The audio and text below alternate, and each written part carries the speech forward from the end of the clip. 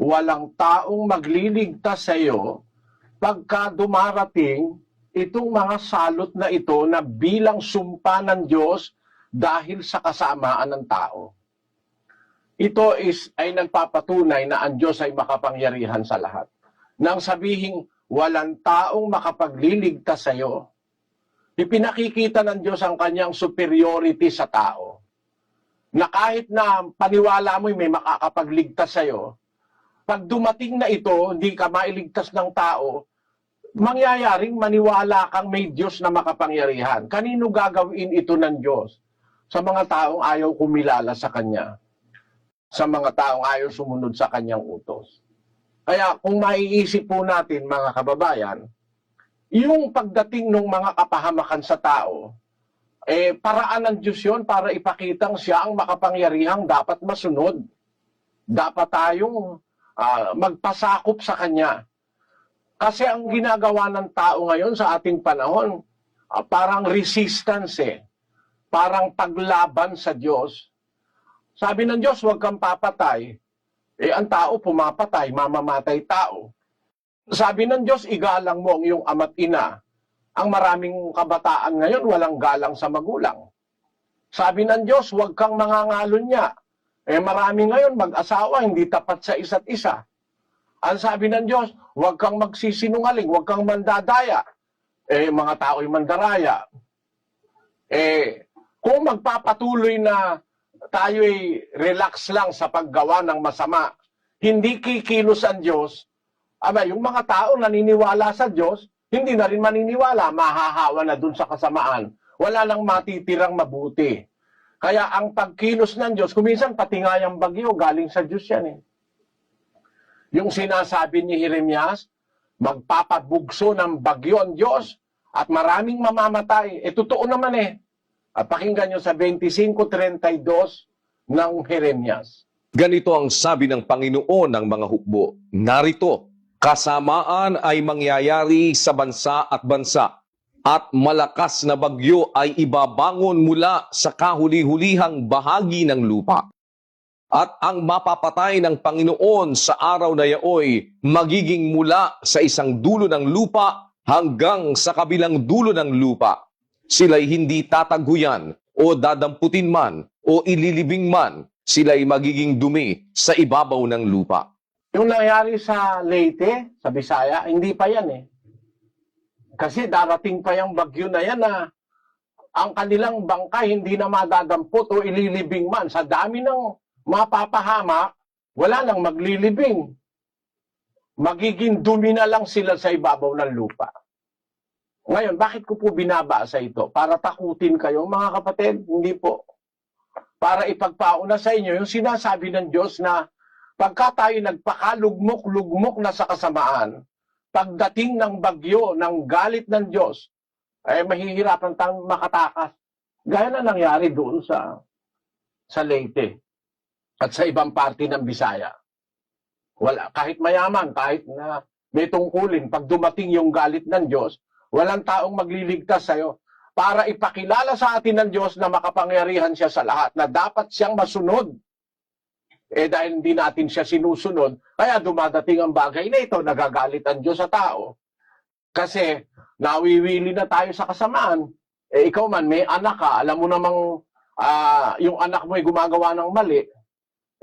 Pagka mahal mo yung anak mo, pinagmamalasakit mo, papaluin mo para wag magpatuloy sa mali. Ganun po ang trato nating mga magulang sa anak. Sinasaway natin ang ating mga anak pagka mali na ang ginagawa. Ang paraan ng Diyos para sawayin tayo, kung minsan, inuutusan niya yung hangin, inuutusan niya yung tubig, nagpapalindol siya para maalaala mo, kaya lumilindol Nakita nyo? Basahin natin ang Job 9:5. Na siyang naglilipat ng mga bundok at hindi nila nalalaman pagka nililiglig niya sa kanyang pagkagalit. Na siyang umuuga ng lupa sa kanyang kinaroroonan at ang mga haligi nito ay nangayayanig. Kita nyo? Napayayanig ng Diyos ang mundo, ang lupa, dahil sa kanyang galit. Nagagalit ang Diyos sa kasama ang ginagawa ng tao.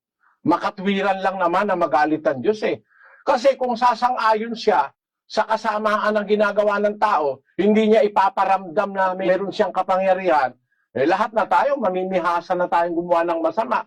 Maiimpyerno na lahat ng tao. Kaya para maiparamdam ng Diyos na siya'y nagagalit at hindi siya kumporme sa ginagawa at sa nagaganap ngayon, nagpaparamdam siya sa magitan ng lindol, bagyo, mga salot, mga sakit. Dalaga namang may Diyos. Ang Diyos nga ang pruwebang ang may Diyos, di nga tayo makalaban sa Kanya. Hindi nga natin siya pwedeng hindi pansinin. Pag umuuga na ang lupa, kahit presidente, takot na Ha? Kahit yung pinakamatapang na tao, pagka umuuga na at naglilindol na, yan ang ibig kong sabihin. Yun po ang layo namin, mga kababayan. Maipaunawa sa inyo na ang Diyos ay totoo, merong Diyos. At kung meron man dumadating na kasamahan sa buhay ng tao, hindi natin dapat isisi sa Diyos. Ang dapat natin sisihin, yung katigasan ng ating mga ulo, hindi tayo sumusunod sa Diyos. Meron na nga siyang sinabing salita na pagka hindi ka susunod sa akin, eto ang dadating sa'yo. Pero pag sumunod ka naman sa akin, sabi niya, eto naman ang sabi niya. Basahin natin ang Deuteronomio 28:1. At mangyayaring kung iyong didingging masikap ang tinig ng Panginoon mong Diyos, upang isagawa ang lahat niyang utos na aking iniuutos sa iyo sa araw na ito, ay itataas ka ng Panginoon mong Diyos sa lahat ng mga bansa sa lupa.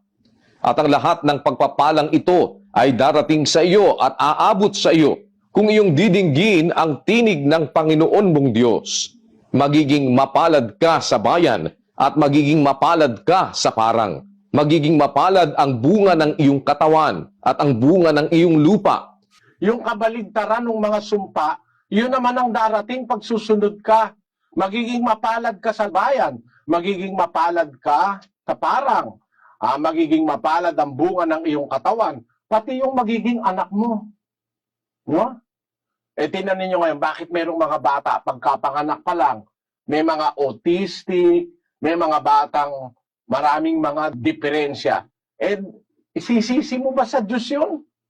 Ikaw may kasalanan Bata ang pagkapanganak, may hepatitis na. Paano? Kaya hindi ka nagkaroon ka ng hepatitis, nagkaroon ka ng AIDS. Hindi ka tapat sa asawa mo. Kung kani-kanino kang babae tumisiping, o kung kani-kanino ka naman lalaki nagpapasiping, nagkaroon ka ngayon ng AIDS. Ang Diyos ba may kasalanan nun? Bawal nga ng Diyos yun. Ang sabi ng Diyos, huwag kang mangangalon niya. Huwag kang magtataksil sa iyong asawa. Nagkaroon ka ng AIDS dahil sa kalikutan mo. Tapos ang Diyos ba ngayon ang may kasalanan nun? Yan ang hindi naiintindihan ng marami.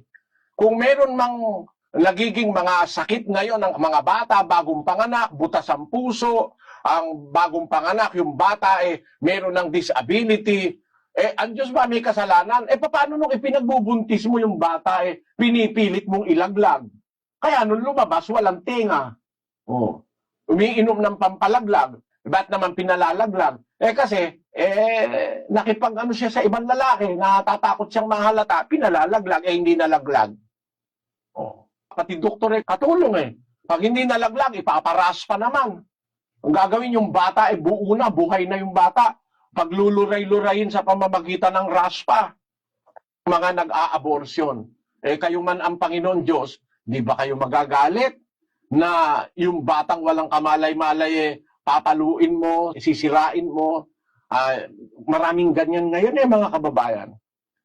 Masisisi nyo ba ngayon ng Diyos? Magpaalala siya sa mga nalalabing tao pa. May kapangyarihan siya para magpasapit ng kung ano-anong kapahamakan sa mga tao para makilala natin siya ay makapangyarihan sa lahat. Sana nauunawaan nyo, ibig kong sabihin mga kapatid. Nakakalungkot po kasi nakikita ko dito sa abroad kung gaano ang tao ngayon ay parang hayop na. Wala nang pagmamahal sa kapwa. Mayroong kapwang may daladalang nagwi-withdraw lang ng doon sa ATM machine. Yung matanda. Pagka-withdraw ng pera ng matanda, tinutukan sa ulo, pinasabog yung ulo, kinuha yung pera. Bakit kaya hindi na lang kinuha yung pera ako? Ba't pinasabog pa ulo ng matanda? Wala namang magagawa na yung matanda Matanda na nga kung kumilos nga parang parang puro rayuman pwede mo namang agawin na lang yung pera kung kailangan mo pera, tumakas ka na. Pero para pasabugin mo pa ulo ng matanda, sobrang kalupitan na yon. Yan ngayon ang dahil kung bakit tayo nakakakita sa mga nangyayari sa iba't ibang panig ng mundo ng mga kalamidad. Mga paalala ng Diyos yan, mga kapatid. Sana nauunawaan natin. Meron pa pong panahon. Hindi pa huli ang lahat. Meron pang panahon para mag-umpisa tayong kumilala sa Diyos at makaranas naman tayo ng pagmamahal ng Panginoon kung tayo susunod sa Kanya. Ang Diyos ay mapagmahal sa Kanyang mga anak. Pero siya po ay nagpaparusa sa matitinding kasamaan ng tao.